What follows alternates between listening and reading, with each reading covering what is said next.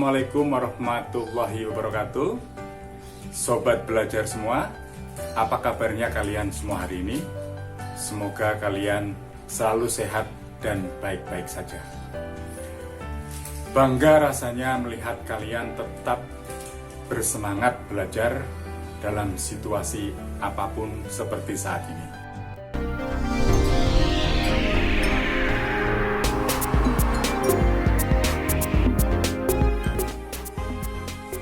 Pada kesempatan ini, kita akan belajar tentang trigonometri.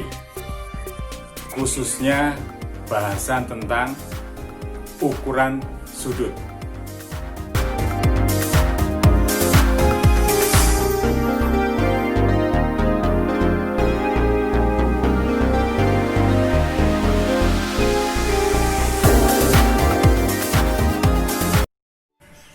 Apa itu trigonometri? Dan bagaimana cara menentukan ukuran sudut dalam trigonometri? Mari kita saksikan tayangan berikut ini. Trigonometri adalah cabang matematika yang mempelajari hubungan yang meliputi panjang sisi dan sudut segitiga. Secara sederhana, menggunakan trigonometri itu sama artinya dengan melakukan penghitungan yang berkaitan dengan sudut. Jadi memang trigonometri itu sangat erat kaitannya dengan sudut. Sebelum kita memulai pembelajaran berbasis aktivitas ini, silakan kalian sediakan alat dan bahan yang dibutuhkan. Yang pertama, kertas HVS dan alat tulis, penggaris, jangka, dan busur. Kalian siap belajar? Let's go!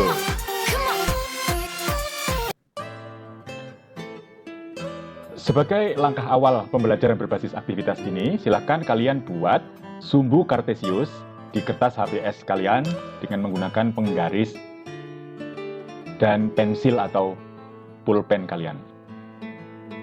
Silakan dibuat. Setelah itu, buatlah lingkaran dengan pusat O atau 0,0 dengan jari-jari 7 cm. Setelah selesai, buatlah juring OPQ atau POQ dengan sudut pusat 30 derajat. Nah, nanti kalian akan menandai PQ itu sebagai panjang busur ya, atau busur PQ. Nanti kita akan fokus di situ. Silakan dibuat. Jika diperlukan, kalian boleh pause terlebih dahulu videonya. Kalau sudah selesai menggambarnya, baru nanti di-play lagi.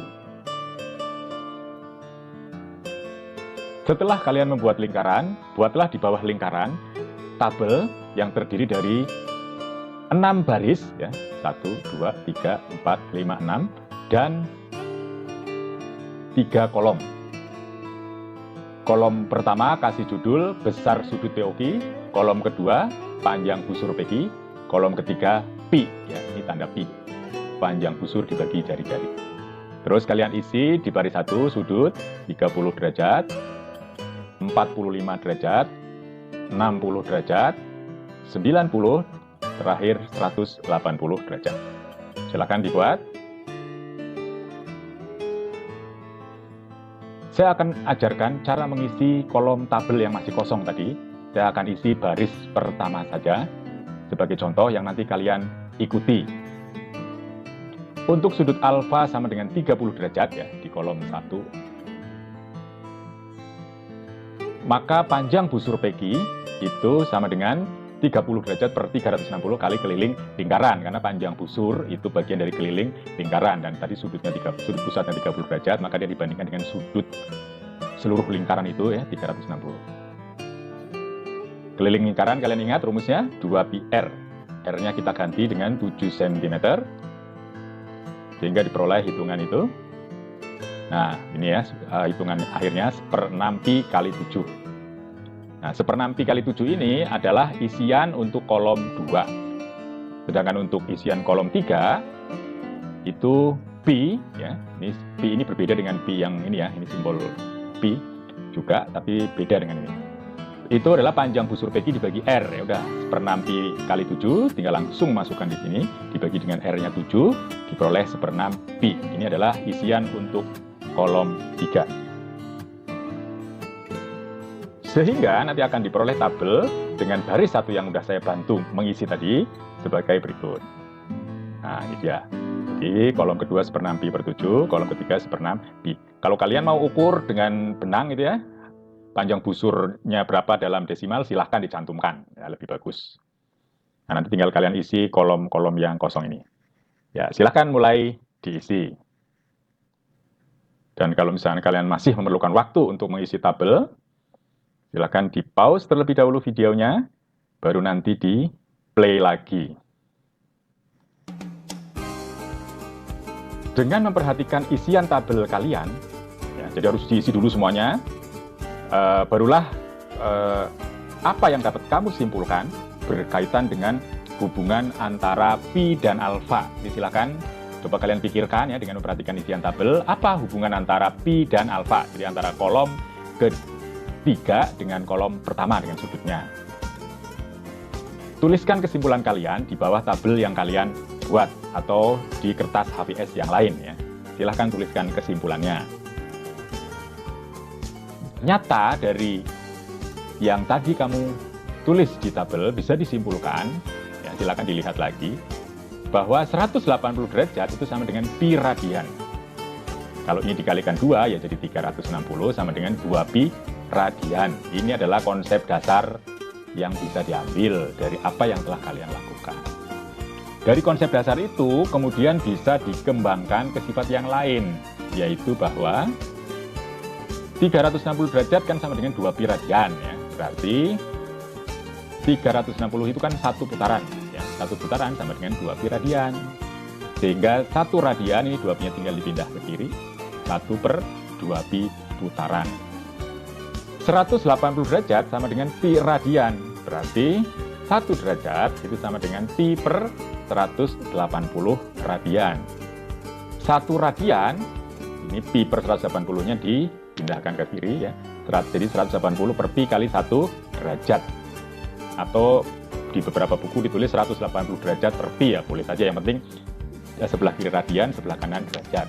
Ini kalau dicari itu 1 radian itu sekitar 57,2958 derajat.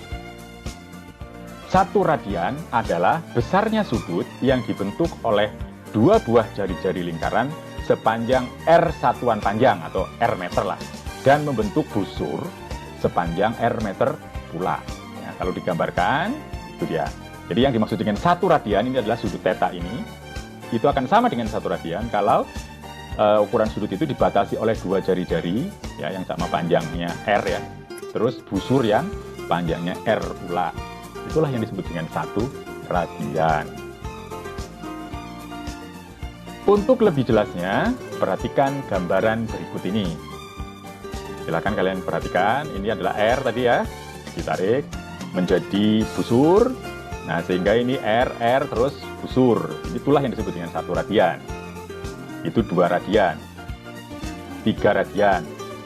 Nah, pi radian, jadi kan 3 lebih sedikit, jadi 3,14 kalau pi itu kan. Jadi setengah lingkaran itu pi radian. 2 lingkaran itu 2 pi radian. Silakan perhatikan 1 kali lagi supaya kalian benar-benar bisa memahami itu. Jari-jari. Ya, panjangnya R, ditarik. Nah, dia menjadi panjang busur, berarti panjang busur ini sebesar R pula. Inilah yang disebut dengan 1 radian. Nah, itu 2 radian. Ini 3 radian, lebih sedikitnya menjadi pi radian. Itu setengah lingkaran, itu pi radian, 180 derajat ya. Nah, kalau 1 putaran atau 360 itu 2 pi radian, seperti penjelasan yang tadi sudah disampaikan. Mana, kalian paham bukan? Tidak terlalu susah kan? Nah, demikianlah akhir dari pembelajaran ini. Apakah kalian bisa memahami? Saya berharap kalian semua bisa paham dari apa yang telah saya jelaskan. Tapi kalau belum paham pula, silahkan berdiskusi dengan teman-teman kalian atau Bapak Ibu guru di sekolah.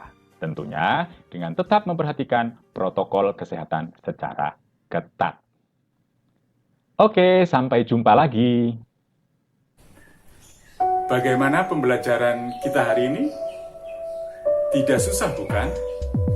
Semoga kalian semua sedikit tercerahkan.